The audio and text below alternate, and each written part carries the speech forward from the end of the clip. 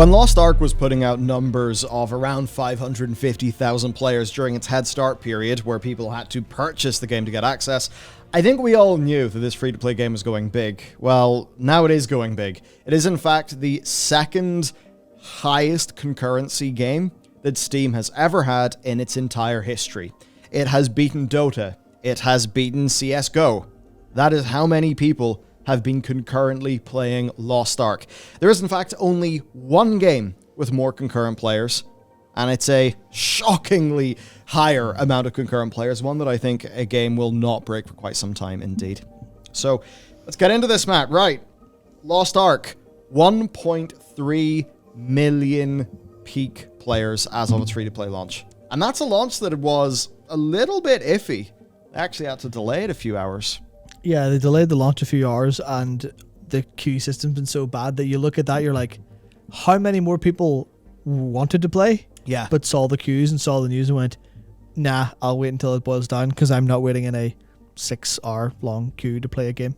Yeah, now part of this too with concurrency is, we have to talk about the dynamics of numbers, how they come about. So if everyone was just playing Lost Ark whenever they wanted to, and they didn't have to sit in a queue, these numbers would all be lower. Yeah. Because right now, if you wanted to play at 8 p.m., maybe you had to log in at 4 p.m. So that just means that so many more people are going to be in the client. So in a way, it is a little bit of an inflated number, just like it would have been with New World when its peak concurrence got to that crazy stage, because of what the queue will actually do.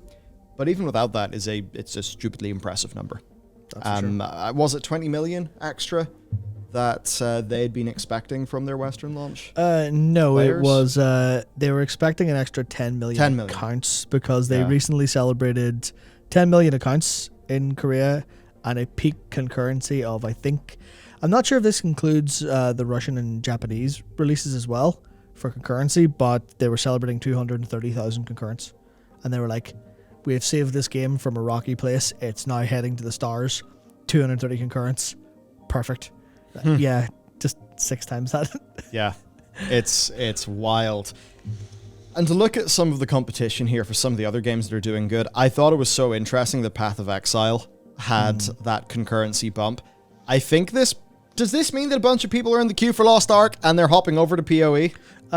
Possibly, but also, PoE League launched there. Yeah. So you can see where the concurrency bumped up a little bit, so maybe that's also weekend. Hard to say. Yeah, true. I'm just wondering, but if you look at the other games here, I mean, we've got Master Duel still putting in the numbers, so good on them. We actually, there at number 4, have PUBG. And Still PUBG is a pretty relevant game, actually, because it has the highest peak concurrency in history.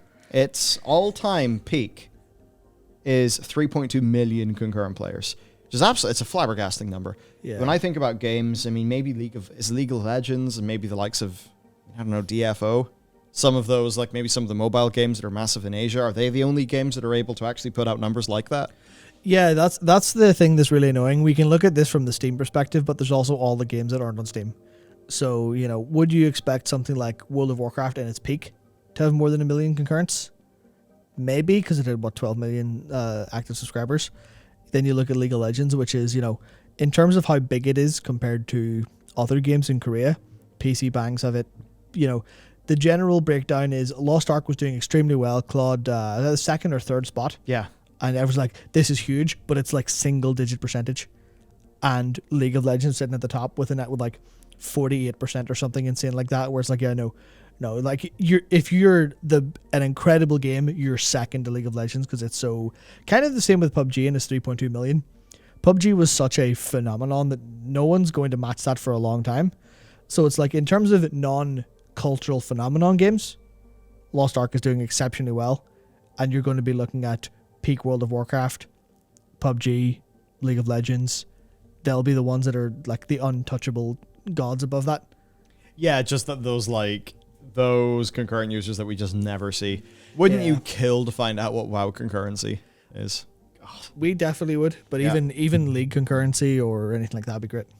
Yeah, no, absolutely. So second highest of all time, pretty damn incredible. When we look at the reviews, though, funny enough, the server issues do factor in here. What a surprise. Yeah, so, and also quite funny for just how people are experiencing the game, which I I think, well, it's interesting. I think also quite expected. So basically, there's 3 types of reviews. There's people talking about servers. There's people talking about the game being real good. And then, of course, there's the people just saying, game boring, game grindy. Which does, I think, reflect how this is a mixture of genres. And there are loads of people who like Western MMOs who, like, are just not going to like Lost Ark. It's not going to at all fit into the sort of gameplay box that they have, which is obviously no harm to them. It is a game from a very different market with very different expectations. It's also toying with a genre that even in the West is not particularly liked by some of the MMO people.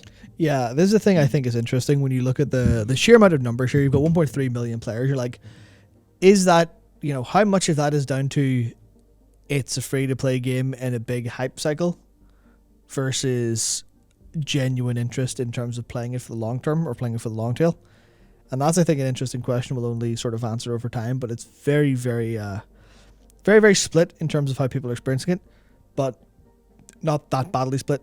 Yeah. Because before Friday, before the game launched and immediately ran into massive server problems, it was overwhelmingly positive based on the early access stuff. So yeah. So not a surprise the server stuff pulls it down. I mean, it's why I don't have nearly the progress I would have liked to have had in the game. There's even just things like you spend 5 hours to get in, and then maybe you just get a hard crash to the desktop, and you're kicked out of the game. Yeah, imagine if that happened to you on a Sunday night.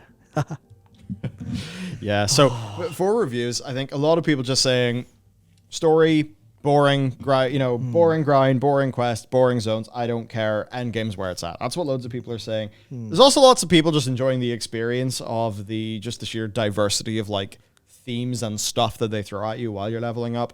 Overall, it does seem like the end game is mostly where Lost Ark is, which I think is hardly a surprise. And it's also why a lot of these people just saying it's boring, it's grindy. It's why it's just not a game for them.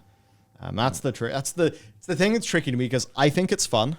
I would like to see the end game content, but also I'm not massively an ARPG grinder. Like the last place that you're going to find me is having spent 4 hours doing greater rifts in Diablo or something like that. I mean, like if you look at these reviews, it's like overwhelmingly positive before before the launch happens. Like you can see from the little graphs there, it's the negativity only comes in when the servers fall over, which I think tells us a lot about what people think of the actual game. And then if you look at after the server problems have happened, the negativity goes way down, still high percentage of positive reviews. So I think that just means broadly, isn't for everybody, but is an excellent game. Yeah, I think it's fundamentally going to have an issue with the end game being so far away. I think that's going to be a pretty major problem for players sticking to it overall, and it's also going to front load a lot of negativity. Yeah, because 100%. The negativity is going to be like, wait, what? This just isn't very fun. You're like, play for 25 hours to get through the game, and then you can actually see what it really is like, which is, obviously that's a risky move, but... Well, I think for a lot of people, it's that challenging thing with really influencer dynamics. And, let me know if you found this as well, but at least, Matt, I've noticed, like, the correct opinion to have is that Lost Ark is the second coming. That it is the big savior MMO. Yeah. That, it's made by basically Korean Yoshi P, who, orchestrates a turnaround story for the game. If you kind of look everywhere, it's like, the opinion is that this is brilliant, that this is like a 9 out of 10. But for a lot of people, they go in thinking that, and the game presents them with that prologue and that initial set of starting quests. And a quest flow that is, I think, highly confusing to, just highly confusing based on what people are used to. So I think it's that funny thing. I get why this is brilliant and perfect is like near the right opinion to have. It's I think an opinion that makes so much more sense once you hit endgame. I mean, some people like say Lazy Peon, I saw him tweeting, really just could not hack that level up experience. Once he hits endgame though, man's got. And I think that's essentially what this is like. So this is a game for people who like the end game of MMOs, like the dungeons, the raids, the PvP. I think this is less for the sort of person who plays World of Warcraft to be just immersed in Azeroth or FF14 in order to, do some crafting, make a really nice FC house, and just go to a nightclub. Yeah, this is definitely not for them. Yeah. So then we have an issue with EU. which obviously we have Yep. really ran into. Excellent. So there are 19 EU servers compared to the US's 31. I wonder too if people sort of deciding this is an English server, this is a German server, if that would then even squeeze even more people into a smaller amount of, say, English-speaking servers or something. But Sunday saw queues of over 24,000. 16,000 person queue took 5 hours to clear. And also Europe is harboring loads of traffic from Oceania and other unsupported regions. Yeah, that's a thing. Yeah, that's a thing where I'm amazed it still happens today. I'm amazed that Australians still get shafted this way. Where it's just, oh, sorry, we couldn't be bothered setting up a physical server location for you guys, so you can just play with 150 ping. Is that going to impact your experience? Yes. But we don't care enough to set up the physical servers, which, obviously that's a whole big affair, but it's Amazon. How they couldn't just go, hello, we've got the direct line to AWS. Can we get something spun up physically in Oceania just so Australian players aren't jammed into Europe? Taking up a lot of space that is a subpar experience for them. And then also they choose a server because they kind of go, well, if everyone's going to suffer, we'll all suffer on the same server. So they pick one server to declare the Australia-New Zealand server, and then they all jam into it, which makes it very big. And also they just have horrible queues as well. So it's unfortunate this happens with basically every MMO. I mean, even FF14's only recently spun up the Oceania server. You're like, those poor people. Yeah, it's unfortunate. So the solutions they do have for the server problems, though, right? They're adding a whole new region for Europe. Yeah. Now, there's no cross-play, there's no cross-region play, and that does include the premium currency. So wherever you buy your premium currency, that's where it is. Yep. So for a bunch of people, if they feel solidified on a server and a bunch of new things are added, if you're an Aussie and you maybe got the premium pack for some reason, you made a character on a European server, you're like, oh, great, an Australian server is out. All my stuff's over there in Europe, though, so that's kind of unfortunate. Yeah. But they're doing that. They're also giving away a bunch of stuff. Of course, socks for the Aussies. So then for the free stuff, I think it's just some skins. I know they're doing 3 days of the premium subscription thing. Yeah, the Crystal Aura, as well. I think they've given 8 days away of that so far. Okay, 8 I think I have an extra 8, yeah. Good. Well, I mean, I'll take that. Yep. Fair enough. It's good to see. Good to see the company try to take care of people. I think this is something where they expected a big launch. Maybe this is even bigger than they thought. Oh, I definitely think so. I definitely think so. That's the thing. I know there's a lot of excitement around this. I would never have guessed 1.3 mil. I would have expected the 500k to have went to maybe 700, 800k and then drop off pretty quickly. But there's a lot more stickiness, it seems. And I guess some of that's because it's on Steam, because it's free to play. That opens to a massive amount of audience that I didn't expect. I guess there's people from PoE and Diablo kind of looking in, seeing the isometric nature and going, oh, hang on a second. Is this something for us as well? So I think they're interesting that they've managed to hit this combination of communities in a way, which is, all props to them. Yeah, so then for thoughts, I've basically barely been able to play the game since I recorded my first video. I will say, going on to that extra dungeon, the third dungeon is also great. The second one was great. The third one is maybe even better. Really cool set piece. So I was pretty jazzed about that. Then you'd shared some good thoughts with me on our stream last Friday, but maybe you've got some more. Yeah, so it's still an underwhelming experience so far. I played maybe 12. It's hard to say because I don't know how many hours of it are in queue. Yeah. But Steam's saying 25, 28, something like that. So I definitely played a good couple days now and getting quite close to 50 in the end of the story grind. And so far it's been really, really, really underwhelming, but also really interesting in the sense of, I say, I have here in my notes, big 7 out of 10 adventure game energy. And that's because it's that thing where nothing you're doing is ever extremely fun. You're just oh, neat. Oh, that's cute. That's interesting. You're doing that the whole time because it's throwing you a bunch of different themes, a bunch of variety of what content feels like, and a bunch of different little tropes and arcs and stuff. You basically go from this real generic fantasy opening stuff to medieval fantasy war, then you go to a children's fantasy adventure movie, and then you go to a kung fu tournament arc. And all of these are done in ways that you're they pay enough respect to the the tropes of the setup. You're you know what? This isn't very well done, but you're trying, and I can feel the kind of heart that you're putting into this. because you could have done this really lazily, but you've decided to give us variety and all this feel. And I'm like, you know what? The world is actually, it's very disconnected because it's all of the different islands and stuff, but it feels well developed enough that I'm kind of like, oh, this is all very, very, very enjoyable. Not very fun, but very enjoyable. It's like an interesting distinction, but Yeah. I suppose if you pay attention to the tropes that they're sort of playing off, the variety that they are trying to give you, maybe it feels like, okay, this could have been a bunch worse. I see they put the effort in. I guess it's a bunch of extra tile sets that you're basically exploring that they're probably going to use pretty big for endgame. Yeah, I imagine so, but it's just, I feel like they've definitely tried to do what they can within the realm of their gameplay being the same and being a little bit boring, to go, okay, well, we'll make you feel different things in different ways. We can't super well execute on a core plot because it's just go get the Ark. There you go, job done. Here's some characters. They don't have like the story presentation to make you really love the characters or anything. They have some big moments with really cool like fight choreography and like in-game cutscenes. It's really, really nice. Sometimes a bit cringe because so much of it's just DBZ beams power battle. But sometimes you're like, oh, this is really cool. I really like what you've done with this set piece. And then there's times where you're just going around, you're like, am I in a village full of tiny people riding around a ladybug? Cool.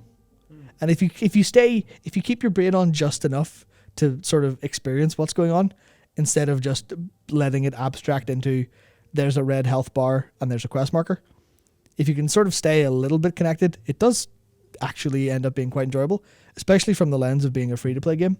It's like if you've nothing better to do and you like that kind of my buttons feel good combat, it's definitely worth a shot. Look, good. Yeah, well, that bodes well, at least for my my level up experience. Yeah. If I was just continuing like in the same fantasy kingdom at a kind of generally low level of quality, but then you get a really cool set piece, that would grow old. But if it's going to be lots of variety and they still do the set pieces, then that's enough to at least keep the like goopy gamer brain inside me sort of happy. Yeah, that's that. Yeah, things. Yeah, that's exactly what it is. So I guess overall, then, what we expect is pretty simple. I don't think this is going to fall off as quick or with the same dynamics as New World. No. I think that there's like a large ARPG audience and also a large MMO audience. I think that this game is probably going to fit. Like the Venn diagram for this game, I think, is going to have a reasonable size. Yeah. And the end game has already proven itself to be quite sticky and have plenty of retention because we know it's done super well in other markets. Yeah. So unless there is just something where the Western market bounces off the game in a way that the Korean and like Russian markets didn't bounce off the game, which I don't really expect will happen. I think like it'll happen more, but only because more people are trying it. So the game is like outside the comfort zone of more people just because it's been such a thing.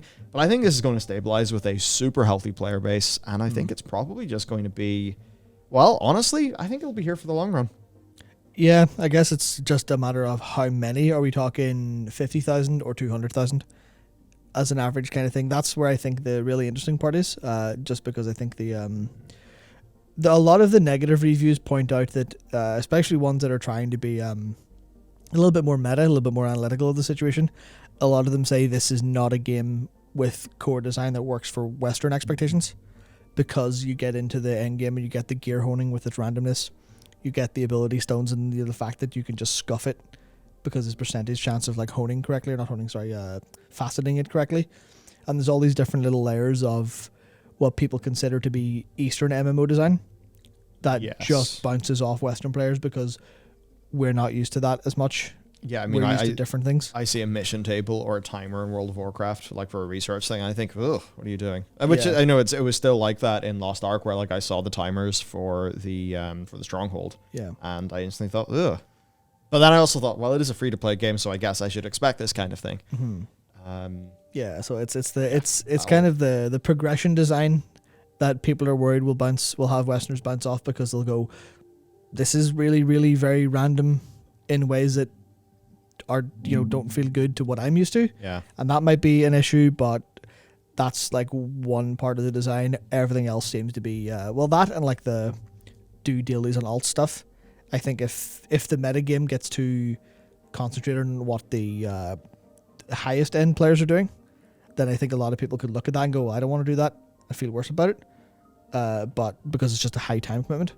but there's also a decent chance that people like the end game enough to stick with all of that, or there's like almost like a lower class of metagame that works for people. We're like, okay, I'm not going to go and do this, 3, 4, 5 alts daily stuff. I'm going to just do some stuff on the weekend, and that might just work for people. Yeah, hopefully so. I'll have to see if that's possible for me, but that is going to involve actually logging in, so hopefully the servers are a bit more reasonable today. But there you go, everyone. Right, Lost Ark, it's absolutely bloody exploded onto Steam and is doing super, super well, and it's not going to stay at this crazy high level, but I think it's going to settle in with a super healthy audience and be, well, a fixture in our gaming radar, frankly. Absolutely. So with that said, let us know how it's going for you. I mean, are you one of these people, you've hit endgame and just, bam, it's clicked and now you're in? Or, did you not make it to endgame? So let us know what your LAO experience is, and certainly there's a statistically high chance you've had one based on what these numbers look like. Yeah. So yeah, let us know. Thanks for listening, and we'll see you next time.